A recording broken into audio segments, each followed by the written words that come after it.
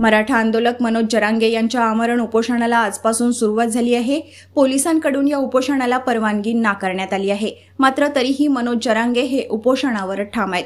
मी उपोषण करणारच असे जरांगे यांनी स्पष्ट केले आहे। मराठा आंदोलक मनोज जरांगे पाटील यांनी पुन्हा एकदा मराठा आरक्षणासाठी उपोषणाचे हत्यार उपसले आहे। हे आंदोलन आज शनिवारपासून सुरू होत आहे। मात्र या आंदोलनासाठी प्रशासनाने त्यांना परवानगी नाकारली आहे।